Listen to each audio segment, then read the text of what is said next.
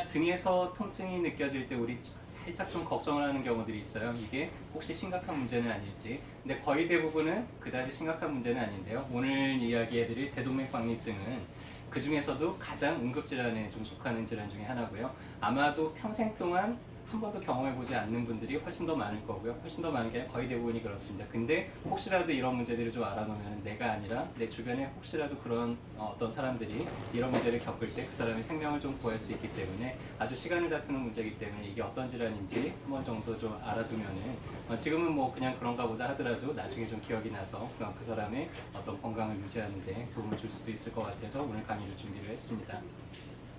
내장에서 문제가 생겼을 때 그 통증이 이 체표에서 느껴지는 경우들이 의외로 좀 많습니다. 특히 이제 뭐 신장에 문제가 생겼다, 허리가 은근하게 오랫동안 아팠는데 알고 보니까 내가 신장이 안 좋더라, 이런 경우들도 많고요. 특히나 이제 위장 소화가 안 될 때마다 내가 등이 너무 아파, 이런 분들 꽤 많아요, 임상에서는.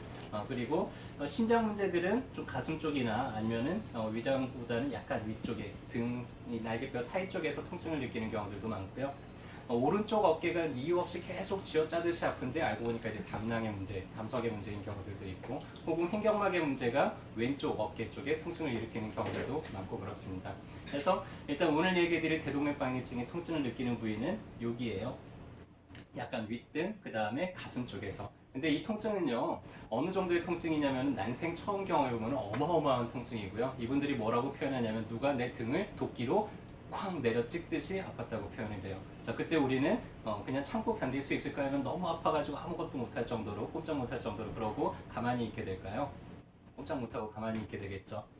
일단은 대동맥박리증이라는 게 뭐냐면요, 혈관은 크게 세 개의 막으로 되어 있습니다. 내막, 중간막, 외막, 이렇게 세 겹으로 되어 있다 보니까 이 혈관이 찢어지는 게 아니라 내막만 찢어지면서 요 가운데로 피가 이렇게 쭉 쏠려요. 워낙에 동맥은 압력이 강합니다. 압력이 강하다 보니까 내 피가 찢어지게 되면 그 사이로 혈액이 쭉 들어가면서 혈관이 마치 여러분들 이렇게 오징어 이렇게 쭉 뜯듯이 이렇게 쭉 갈라지듯이 이 사이가 이렇게 쭉 찢어지게 되는데 그때 어마어마한 통증이 느껴져요.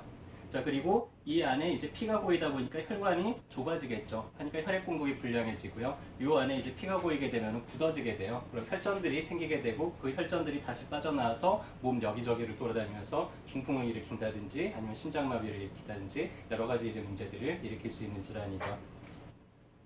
그래서 일단은 대동맥이 어디에서 박리가 됐느냐에 따라서 증상이 크게 다른데, 일단은 가까운 부위, 대동맥궁에서 문제가 생겼을 때는 심장 쪽으로 가는 혈관이 막히거나 뇌로 가는 혈관이 막히거나 아니면은 폐로 가는 혈관이 막히게 된다 해서 의식이 사라지거나 중풍처럼 이렇게 쓰러져 버리거나 혹은 호흡이 곤란해지거나 아니면 심장이 마비가 되거나 이런 증상들이 생길 수가 있고요.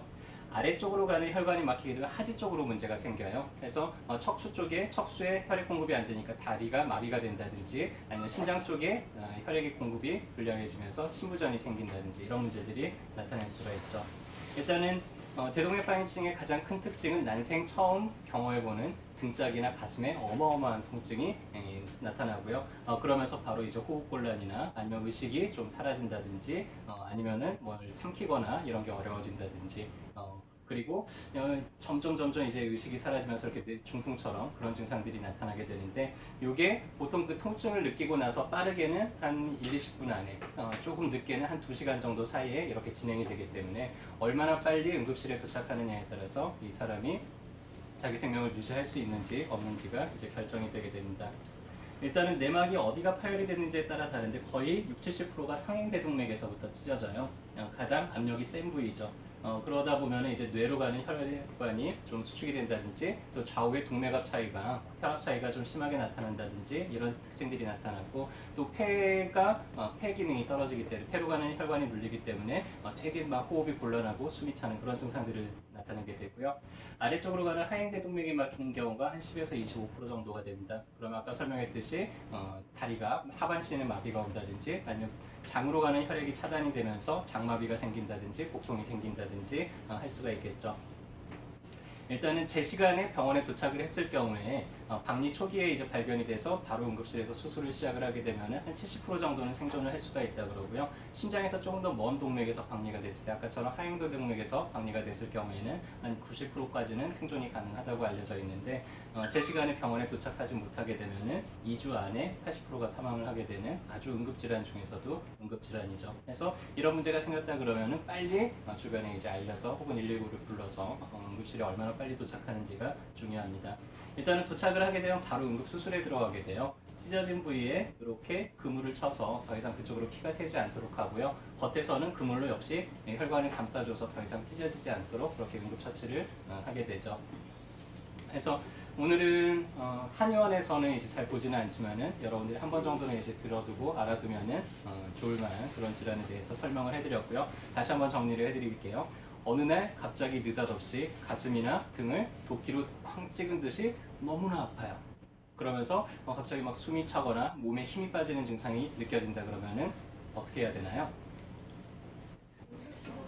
네, 빨리 전화하셔가지고 119를 부르거나 혹은 내가 119를 부르면서 이렇게 대응을 하지 못할 수도 있어요. 주변에 보이는 아무 사람이나 붙잡고 응급 구급차 좀 불러주세요라고 부탁을 바로 하셔야 됩니다. 그렇게 해서 얼마나 빨리 이제 병원에 도착하느냐에 따라서 이유가 결정이 되기 때문에 이런 부분들을 알아두시고 혹시라도 내 주변에 있는 사람들한테 이런 문제가 생기거나 하면 빨리 알아차리고 적절한 조치를 취하셨으면 좋겠습니다.